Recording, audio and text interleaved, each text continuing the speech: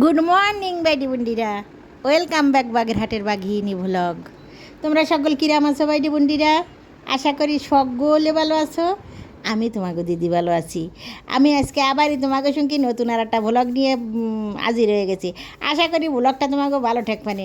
সব দিক দিয়ে হাহাকার হাহাকার রব উঠিছে, গরম গরম গরম, তাবদাহ তাবদাহ তাবদাহ।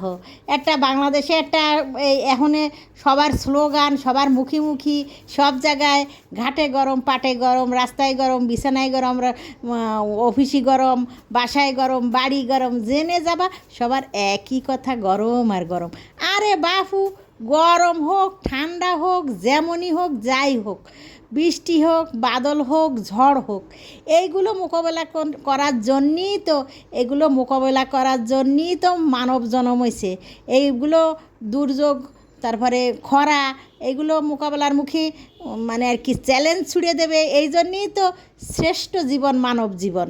এইগুলো মোকাবেলা করে, এইগুলোর সাথে লড়ে জুঝে তারপরে বেঁচে থাকা, এইটাই তো আমাকে জীবন। তার জন্য হাহাকার হুতাশ আর কি করব, মরে গেলাম এইভাবে করে তো আর জীবন কাটবে না, এইভাবে করে তো আর সারভাইভ করা যাবে না। এশিয়া মহাদেশের মধ্যে আমাকে বাংলাদেশ, ভারতবর্ষ, বাংলাদেশ, এইসব দেশ হচ্ছে মৌসুমি জলবায়ুর দেশ। মৌসুমি মানে আমাগো 2 মাস করে ঋতুভাগ করা হয়েছে, ষড় ঋতুর দেশ আমাগো। এরকমের সুন্দর দেশে থাকতে থাকতে সুন্দর আবহাওয়ায় 2 মাস পর পর পাল্টে যায়, 2 মাস পর পর আর এক আবহাওয়া আসে। আমাকে আর কি আসলে অভ্যেস হয়ে গেছে।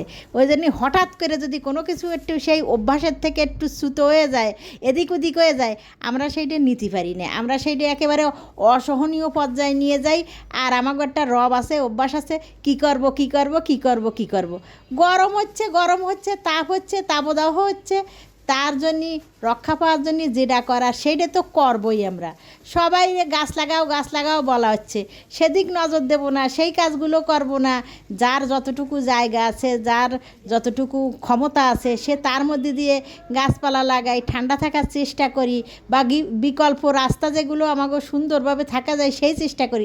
তার মধ্যে খুব কমই লোকজন যায়।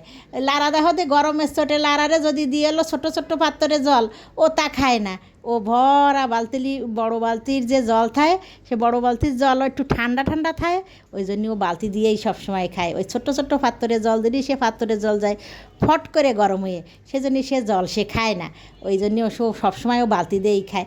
ও যেটা দিয়ে ভালো খায় সমস্যা নেই, কারণ ওরে ফিল্টারের জল দিলেও বোঝে না, ও সেটা বুঝে খাতে পারে না। আর বাথরুমের জল খাওয়া যাবে না সেটাও বোঝে না, ও সবখান দিয়েই খায়। ওই জন্য ও যেনতে শান্তি পায় সেনতে খায়। আজকে হলো আমার ঠাকুর জামাই আসার কথা আছে আর কি, এই জন্য একটু রান্না বাড়াটা বেশি রান্নাঘরে, তাই তাড়াতাড়ি রান্নাঘরের দিক চলে আসি। সকালবেলা একটু আমার সকালের কাজ পাট শুকোয়ে, নাস্তা টাস্তা যেগুলো করা সকালে পাট শুকোয়ে দিয়ে তাড়াতাড়ি দুপুরের কাছে দুপুরের রান্নায় লেগে গেছি। এই যত টেম্পারেচার থাক, 41 ডিগ্রি টেম্পারেচার হোক, 42 ডিগ্রি টেম্পারেচার হোক, আর 55 ডিগ্রি 60 ডিগ্রি পর্যন্ত যে যে দেশে উঠুক, কিন্তু বাংলাদেশে আমরা যারা গৃহিণী, যারা হচ্ছে মানে আর কি বিশেষ করে রান্নার কাজে নিয়োজিত, ঘর গৃহস্থালির কাজ আমরা সবসময় করে থাকি, আমি মনে করি তাগো কাছে এসব গরম টরম তাবদাহটাহ কিচ্ছু না। এই যেমন ধরো বাইটি বন্ডিরা, আজকে হলো আমার ওই ঠাকুর জামাই আসবে আর কি, ছোটো ননদ জামাই। তা সেই জন্যে একটু রান্নাবান্না বেশি করব, সেই জন্যই রান্নাঘরে আমার একটু কাজ বেশি আজকে। তাছাড়াও তোমরা চিন্তা ভাবনা করে দেখো, যার সকলের মার কথা, কাকির কথা, ঠাকুমার কথা, দিদিমার কথা, আগের মানুষের কথা। আমাগো গ্রামের আগের মানুষের তাল গাছের রস ছিল, খেজুর গাছের রস ছিল, ধান সিদ্ধ করা ছিল, তারপরে ওই রস জ্বালানো ছিল, তারপরে ধান সিদ্ধ করে সেই ধান শুকোয়ে তারপরে হলো মিলি নেওয়া পর্যন্ত, এগুলো সব হলো মা কাকিগুলোতে হতো। কাজের লোক থাকতো, তারপরেও তারা বসে থাকতো না কোনো সময়। এই লোকগুলো সব সময় প্রায় সকাল থেকে শুরু করে দেখা যেত যে বেলা প্রায় 3:30 4টে বাজে যেত, এই পর্যন্ত তারা আগুনের কাছেই সব সময় থাকতো। মানে আর কি ওই সকালবেলার রান্নাবান্না শেষ হতে হতে দুপুরবেলার রান্না শেষ হতে হতে ওই রসগুড়ির কাজ, ধান সিদ্ধর কাজ, এ কাজ ও কাজ, মোটামুটি দেখা যায় যে ওই 42 ডিগ্রি 41 ডিগ্রি তাপমাত্রার মধ্যে গৃহিণীরা একদম সকাল থেকে শুরু করে বেলা 4টে 3:30 4টে পর্যন্ত একভাবেই তাকে থাকার অভ্যাস। ওই তাগো কাছে এই তাবদাহ তেমন কোনো কিছু মানে আলাদা করে নতুন করে যে বিরাট একটা কিছু ধারণ করতেছে বিশেষ করে আমার কাছে তো মনে হচ্ছে না। হচ্ছে গরম বেশি, মানে অসুস্থতা হয়ে পড়তেছে মানুষ, কাজের দুর্বলতা এসে যাচ্ছে, নানান কিছু হচ্ছে। এদিকে আমার ছোটো ননদ জামাই চলে আইছে, আমার রান্না অর্ধেক করতে করতে চলে আইছে সে। রান্না এখনও আমার অবশ্য বাকি রয়েছে একটু, তাও সমস্যা নেই, আমি করে ফেলাতে পারবো।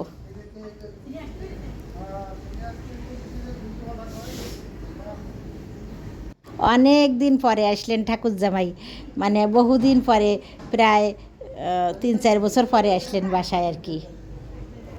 উনি প্রচণ্ড রোদ্দুর দিয়ে আইছেন বাইরের থেকে, একটু উনার ঠান্ডা ঠান্ডা এখন হাওয়া বাতাসে উনি বসে নিই, একটু এসিটা ছাড়িয়ে দিয়ে নিই, তারপরে অন্য রান্নাবান্নাগুলো করে ফেলাবো। না বেশি সময় লাগবে না তাতে আমার। ওই আজকালকার নেটের মধ্যে ঢুকলি সব সময় নেটে ঢুকেই সবাই বাইরে বন্ডিরা দেখতে পাবা, এত গরম গরমে মরে যাচ্ছি, গরমে এই করতে পারতেছি না, গরমে সেই করতে পারতেছি না, খালি এইসব রব। ঠিক আছে, সব কিছু ঠিক আছে, আমাকেও এত গরম সহ্য করা সহনীয়, এরকম করা অতিষ্ঠ হয়ে উঠতেছি, আমাকে অভ্যাস না, সব কিছু ঠিক আছে। কিন্তু এইটা একটু চিন্তা করে দেখো দি, যারা প্রায় সারা বছর মরুভূমির দেশে, তারপরে হচ্ছে যেসব দেশে হলো গরমের দেশ, যেসব দেশ অন্তত 55 ডিগ্রি 50 ডিগ্রি তাপমাত্রা উঠে যায়, যেসব জায়গায় কোনো জলের সংকট, জলও পাওয়া যায় না, শুধু বালু আর বালু, উত্তপ্ত বালু, সেই সব দেশেও সারভাইভ করে মানুষজন আছে, সেই সব দেশেও একেবারে মানুষজন শূন্য দেশ না। আমাকে তো আর সেই রকম না। আমরা যদি ওইরকম পর্যায়ে না যেতে চাই, তাহলে বিকল্প ব্যবস্থা যার ছোটো ছোটো করে নিজস্ব উদ্যোগে নিজেরাই করার চেষ্টা করি। কি করব এইগুলো না করে সেইটাই করা আমাকে উচিত সবার। ওই সকলে এখন আবার নতুন করে দেখতেছি যে নেটের মধ্যে গাছ লাগাও, তা এগুলো মুখোমুখি যেটুক করতেছি, আমার কার্যক্ষেত্রেও সবাই করে নিজেরাই সারভাইভ করার জন্য নিজেরাই উদ্যোগ নেব আর কি। এই মাংসটা বসায় দিচ্ছি, মাংসটা হয়ে গেলি আমার প্রায় রান্না শেষ হয়ে আসতেছে। এই যে কড়াইতে রান্নাবান্না, তেল দিয়ে মাছ মাংস পদে যত নানান রকম রান্নাবান্না, এই কিন্তু গ্রামের আমাগো মা মাসিরা দিদিমারা বহুকাল আগেই এরকমের সব কিছু করতে ফট করে আবার প্রচণ্ড রোদ্দুরির মধ্যে যায় ধান নাড়ে দিয়েছে। তারপরে ধানে ছায়া পড়লো নাকি বা কোনো সমস্যা হলো নাকি, অনেক ধান বা অনেক কৃষি রোদ্দুরির মধ্যে যায়, সেগুলো দেখে করে আসতে হয়েছে। আবার রোদ্দুরিতে উঠে এসে আবার হচ্ছে গ্রামে যেগুলো হয়ে থাকছে আর কি আগে, আবার দেখা গেছে আবার সেই উনুনের দ্বারে তারা যে রান্নাবান্না শেষ করেছে। এরকমের তাবদাহ বিশেষ করে যারা গৃহিণী, তাকে সবসময় এগুলো করার অভ্যেস রয়েছে, সবসময় তারা এগুলো পোহায়ে আসতেছে।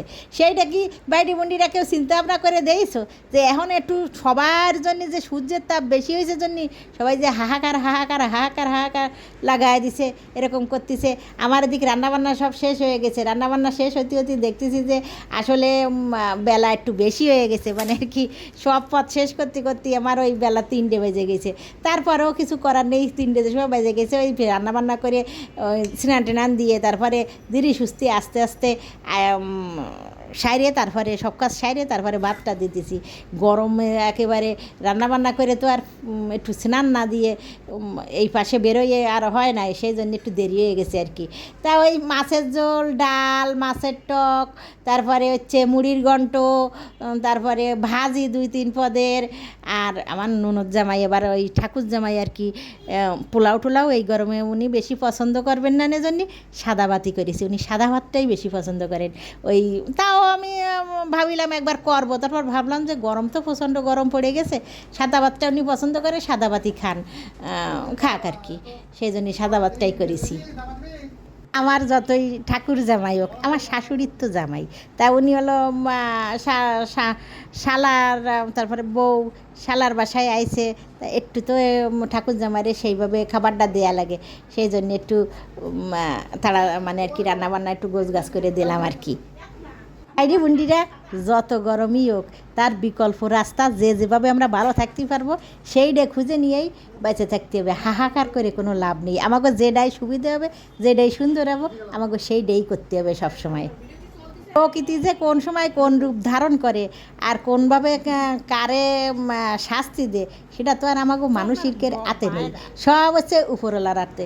উপরওয়ালা যদি আমাকে হাতে সব কিছু ছাড়িয়ে দিত, তাহলে তো সব এলোমেলো আরও বেশি হতো। তা উনি যে সময় যারে যেমন রাখার দরকার, যারে যেরকমের রাখবেন মনে করেন, তারে সেইভাবেই সেরকম রাখে। না হলে পরে আমাকে যে এত তাবদাহ আগে কোনো দিন ছিল না, এখনে কেন হবে? নিশ্চয়ই আমরা সেরকম কোনো ভুলভাল কিছু করেছি, এই জন্যই হয়েছে। নিশ্চয়ই তার মধ্যে আমার কোনো কর্মফল আছে খারাপ, সেই জন্যই হয়েছে। যেমন আমরা গাছপালা কেটে ফেলাচ্ছি, গাছপালা লাগাচ্ছি না, এগুলো আমাকে কর্মফল, তাই হচ্ছে। তার সমাধান আমাকেই করতে হবে। আজকের ব্লগ এই পর্যন্ত। বাইরে বন্ধুরা, তোমরা যারা যারা আমারে ফেসবুক পেজে ফলো করছো, তারপর থ্যাংক ইউ সো মাচ। যারা যারা সাবস্ক্রাইব করছো ইউটিউব চ্যানেলে, থ্যাংক ইউ সো মাচ। সবার জন্য অনেক অনেক শুভেচ্ছা, ভালোবাসা দেওয়ার জন্য, আমার পাশে থাকার জন্য অনেক অনেক শুভেচ্ছা নিরন্তর তোমাকে সবার জন্যে। আর যারা যারা এখনও ফলো দেওনি ফেসবুকে এবং সাবস্ক্রাইব করোনি চ্যানেলে, ইউটিউব চ্যানেলে, তাকেও অনুরোধ করবো, যদি ভিডিওটা ভালো লাগে, যদি দিদিরে ভালো লাগে, তাই লাইক শেয়ার কমেন্ট সাবস্ক্রাইব করে দেবা। আর যাদের ভালো না লাগে তারা ইগনোর করবা, তাকেও আর কি বলবো, ইগনোর করে যাবা ভিডিও।